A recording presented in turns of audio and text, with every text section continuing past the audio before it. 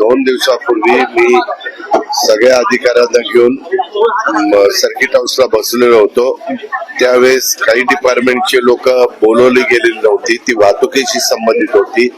त्याच्यामुळं मी विभागीय आयुक्ताला सांगितलं की एकदा याबद्दलच आपल्याला सगळे अधिकारी म्हणजे त्याच्यात नॅशनल हायवेचे पण लोक पाहिजेत, रस्ते विकास महामंडळाशी, कारण रिंग रोडची कामं त्यांच्याशी संबंधित आहे.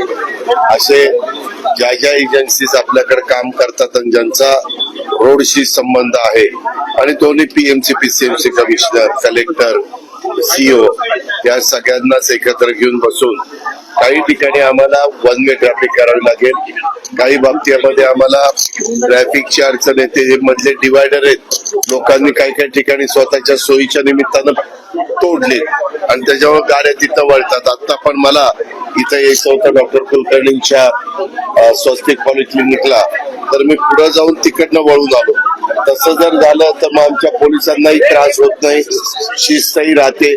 जर रॉंग साईडनं कुणी आलं की मग सगळी शिस्त बिघडून जाते.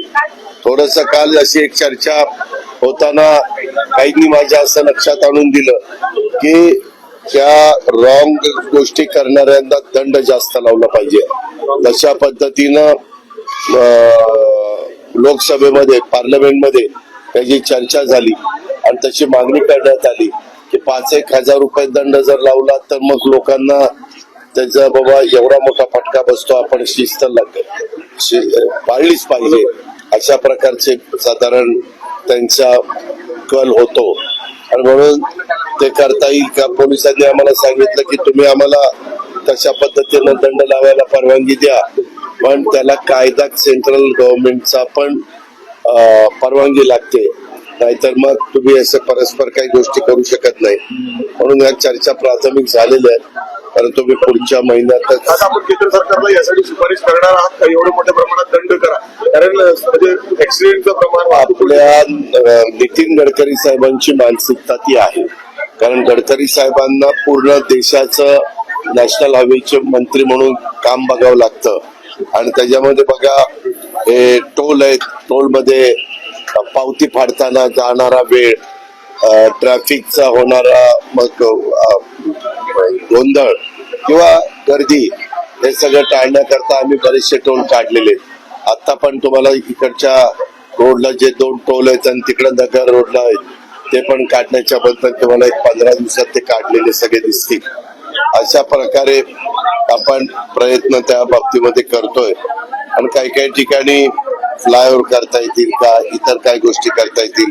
आम्हाला थोडस ह्याच्यातनं रिंग रोडचं काम गतीनं करायचं. आता त्याचे टेंडर जवळपास फायनल होऊन काहींना वर्क ऑर्डर पण मिळालेली आहे आणि त्या कामामध्ये कुठं अडथळा येऊन द्यायचा नाही. मेट्रोचं काम जलद गतीनं करायचं, राहिलेल्या कामाच्या मंजुऱ्या घेऊन त्यालाही गती द्यायची, जेणेकरून पब्लिक सर्व्हिस ट्रान्सपोर्ट जर चांगली झाली तर लोक स्वतःचं वाहन घेऊन बाहेर पडण्याच्या ऐवजी त्या रेल्वेने गेले, मेट्रोने गेले तर आणखीन वाहतुकीची कोटी कमी व्हायला मदत होते. उद्घाटन नाही, रिंग रोडच्या करता आम्हाला भूमिपूजन करायचं आहे. आता 15 तारखेला प्राईम मिनिस्टर स्वतः मुंबईमध्ये येतात काही कार्यक्रमाच्या निमित्तानं. त्याच्या देवेंद्रजी आणि एकनाथराव आम्ही ठरवून आणि कधी त्याचं भूमिपूजन करायचं त्या प्रकारे लवकरात लवकर त्याचं भूमिपूजन करू. म्हणजे हस्तगत नाहीये त्या संदर्भात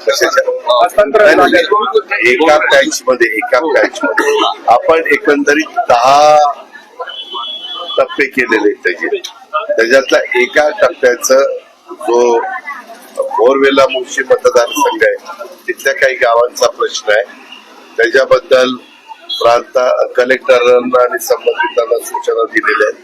त्याच्यात 2 मत आणि एका ठिकाणी कुठेतरी सोमाणी म्हणून कोण कॉन्ट्रॅक्टर आहे त्यांनी इमारत बांधली आणि ग्राहकांनी तिथं फ्लॅट विकत घेतले. ते म्हणतात दादा ही बिल्डिंग अर्धी पाडतायत आणि अर्धी पाडून आमचं काय होणार, त्याच्याकरता जर आम्हाला विशेष बाब काही करावी लागेल पण तो राज्य सरकारचा अतिरिक्त प्रश्न असल्यामुळं मी एक्झॅक्ट काय बाहेर पडणार आहे, कारण त्या लोकांचा तसा काही दोष नाही, पण ते काढावीच लागते बिल्डिंग रस्त्याच्या मध्ये येते म्हणून. आणि आमची लोक काहीतरी तिथं म्हणतात जेवढं आम्ही पाडणार आहे तेवढेच पैसे तसं नाही चालणार. त्याच्यात व्यवहारी जे असेल ते करण्याच्या करता मी लक्ष द्यावं. कृषी मंत्री धनंजय मुंडे असताना पाठीमागच्या काळात वाल्मिकांनी 140 शेतकऱ्यांची फसवणूक केली. एअरपोर्टकडे सगळ्यांचं लक्ष लागलंय. काय होईल पुढे आता? एअरपोर्टच्या करता मध्ये मीटिंग मुख्यमंत्र्यांच्या नेतृत्वाखाली झालेली आहे. मुख्यमंत्र्यांची इच्छा आहे, माझी इच्छा आहे, इच्छा आहे, सगळ्यांचंच म्हणणं आहे. थोडंसं काय होतं, कुठलाही जर प्रकल्प करायचा की काहींनी म्हणायचं इतर घ्या, काहींनी म्हणायचं नाही पलीकडे घ्या. म्हणून मी मगाशी म्हणतो की आता सरकारमध्ये काम करत असताना 95 लोकांचा फायदा कशात होतो ते बघून निर्णय घेतले जातील. कारण ज्यांच्या जमिनीत जातात ते विरोध करणाऱ्यांचे 4-5% राहणार, पण मॅक्सिमम जनतेला पुढं कायमचा 50-100 वर्ष त्या परिसराला त्याचा फायदा आमच्याकडे पाहायला मिळते. देसाईची मीटिंग लावली नायगावच्या प्लॉट आहे. वॉल टर्मआउट करत असताना त्याला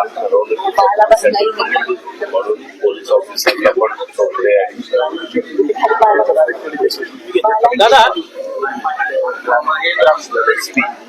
आणि काही लोकांना मी तिथं बोलवलं आणि सकाळी मी पंकज देशमुखांनाही सांगितलं की आपल्याला करून घ्यावं लागेल.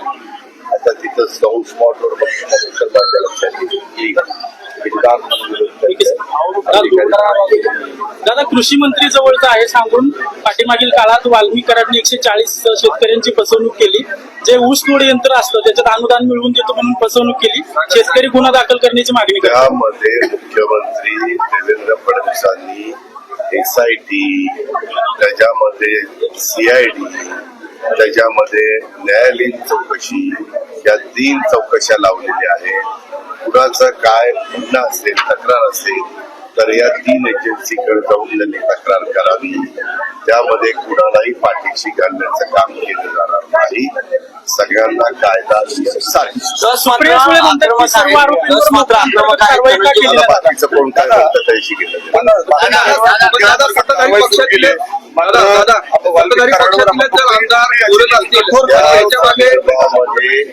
जे कोणी दोषी असेल त्यावर कारवाई केली जाईल असं राज्याचे प्रमुख देवेंद्रजींनी सांगितलेलं आहे.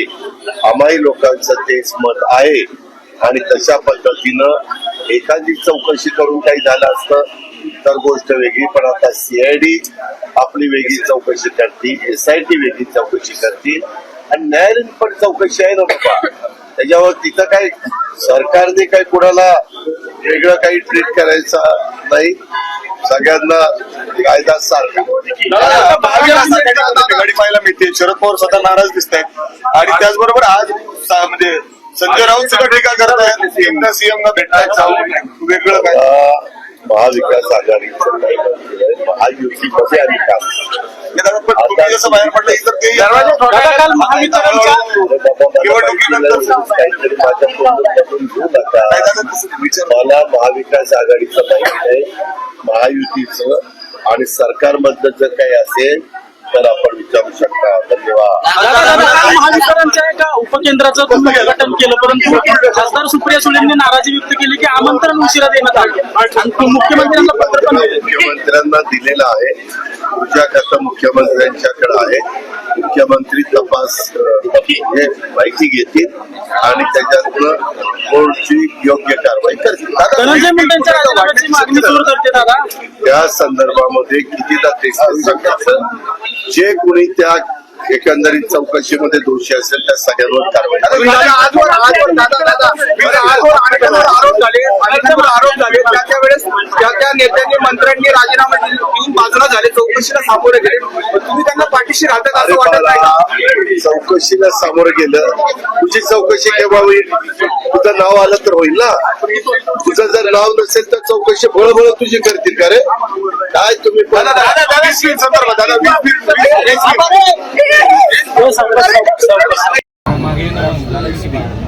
आणि काही लोकांना मी तिथं बोलवलं आणि सकाळी मी पंकज देशमुखांनाही सांगितलं की आपल्याला नाही तो मध्ये आला असताना म्हणून आता तिथं जाऊन स्पॉटवर माझ्या लक्षात येईल काम थोडी घेऊन करणार आहोत तुम्ही. दादा कृषी मंत्री जवळचा आहे सांगून पाठीमागील काळात वाल्मीकरांनी 140 शेतकऱ्यांची फसवणूक केली. जे ऊसतोड यंत्र असतं त्याच्यात अनुदान मिळवून देतो म्हणून फसवणूक केली. शेतकरी गुन्हा दाखल करण्याची मागणी केली. त्यामध्ये मुख्यमंत्री देवेंद्र फडणवीसांनी SIT, त्याच्यामध्ये CID, त्याच्यामध्ये न्यायालयीन चौकशी या 3 चौकशा लावलेल्या आहेत. कुणाचं काय म्हणणं असेल, तक्रार असेल तर या 3 एजन्सीकडे जाऊन त्यांनी तक्रार करावी. त्यामध्ये कुणालाही पाठीशी घालण्याचं काम केलं जाणार नाही. सगळ्यांना कायदा दस मात्र आक्रमक आहेत धनंजय मुंडे. बाकीचं कोण काय म्हणतं त्याची पण दादा सत्ताधारी पक्षातीलच सत्ताधारी पक्षातीलच जर आमदार बोलत असतील आणि ह्याच्या मागे जे कोणी दोषी असेल त्यावर कारवाई केली जाईल असं राज्याचे प्रमुख देवेंद्रजींनी सांगितलेलं आहे.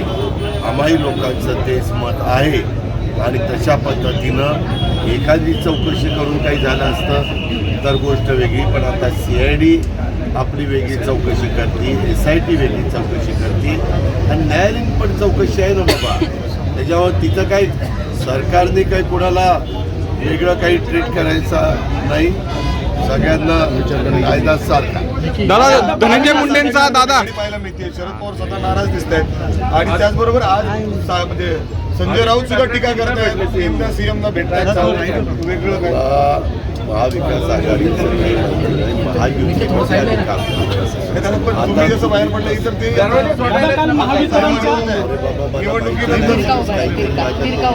घेऊ नका. मला महाविकास आघाडीचं माहिती नाही, महायुतीचं आणि सरकारबद्दल जर काही असेल तर आपण विचारू शकता. धन्यवाद.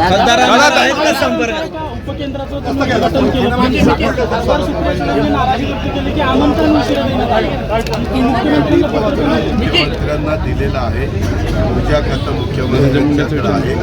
मुख्यमंत्री तपास म्हणजे माहिती घेतील आणि त्याच्यानंतर कोर्टची योग्य कारवाई करतील. धनंजय मुंडेंच्या राजीनाम्याची मागणी जोर धरते दादा.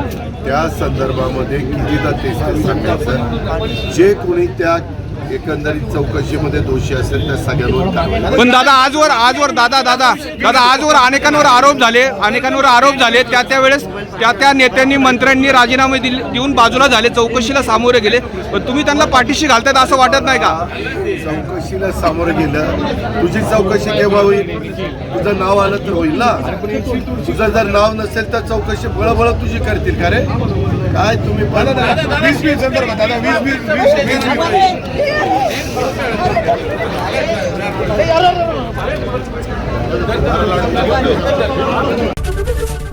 ABP माझा, उघडा डोळे बघा नीट.